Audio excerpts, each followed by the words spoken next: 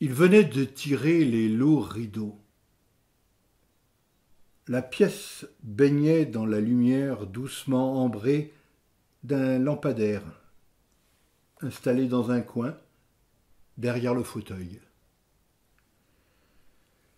Avec des gestes lents, il ouvrit une petite armoire et commença d'en sortir cahiers, classeurs, livres, qu'il déposa sur son bureau. 40 ans de travail s'étalaient devant lui. Des pièces de théâtre jouées dans des centaines de lieux différents, des textes de toutes sortes, des publications, des articles dans des revues et une infinité d'écrits non aboutis.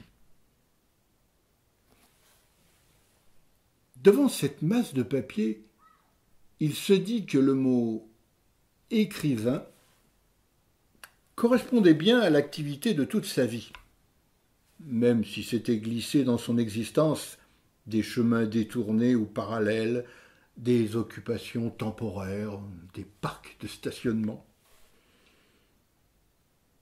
Malgré tout, en y réfléchissant un peu plus, il trouva que la troisième syllabe du mot résonnait ironiquement.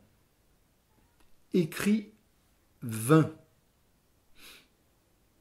Ses œuvres s'étaient effacées des mémoires de lecteurs et de spectateurs, au point qu'il se demandait si ce déferlement d'écrits n'avait pas été vain.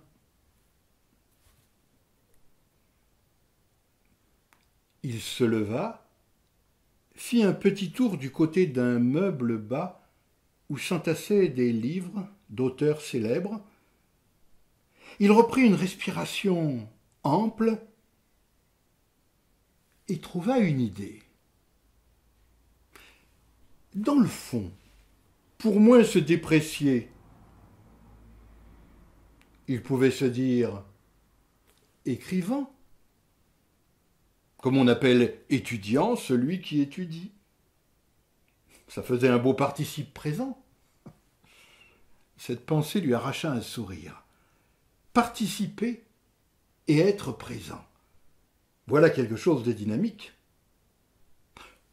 Content de lui, il s'assit dans le fauteuil et croisa les jambes.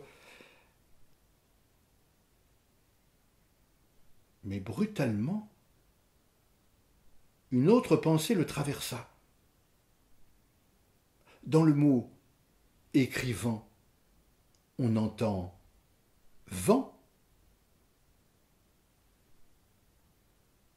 Et un souffle passa.